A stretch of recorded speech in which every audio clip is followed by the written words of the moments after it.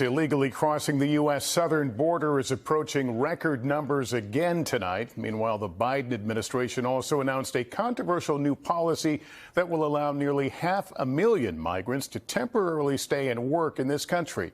Morgan Chesky has late details. Tonight in Eagle Pass, Texas, officials say they're overwhelmed. The town now under a state of emergency in response to a massive migrant surge. In just 24 hours, 2,500 migrants crossed illegally. The mayor issuing a call for more help and resources. We need to do something to control the situation. This is not normal. It is not normal for thousands of people to simply be walking in a line without consequence. Nationwide, the border crisis is growing. On Wednesday, a Border Patrol official tells NBC News nearly 9,000 migrants crossed illegally, approaching the record high of more than 10,000 set in May.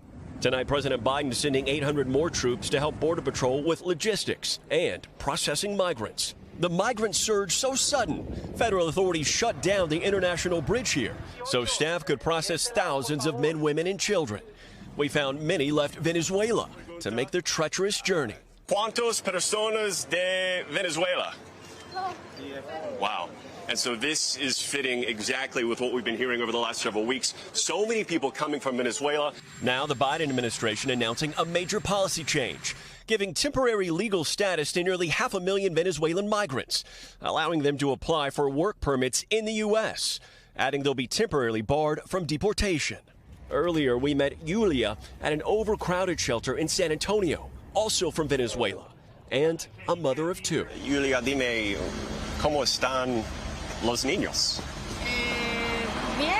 Yulia tells me her kids are in good health, but the journey was difficult. Yet her family, like so many others, remains committed to going forward. Crossing here is dangerous.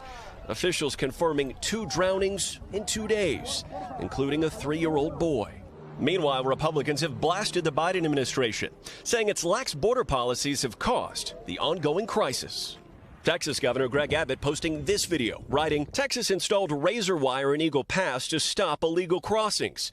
Today, the Biden administration cut that wire, opening the floodgates. The video showing migrants crossing over after border agents cleared the fence.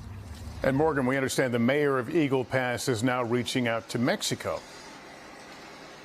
Yeah, Lester, he is hosting a binational meeting tomorrow with Mexican leaders to discuss what he calls a deepening immigration crisis. And as for that video released by Texas Governor Greg Abbott, a Border Patrol official says that those migrants were in the water and the agents were fearful they could possibly drown. Lester? Morgan Chesky, thanks. Tom Llamas is also at the border tonight. And Tom, you've been talking with migrants. Any indication of why this surge is happening right now?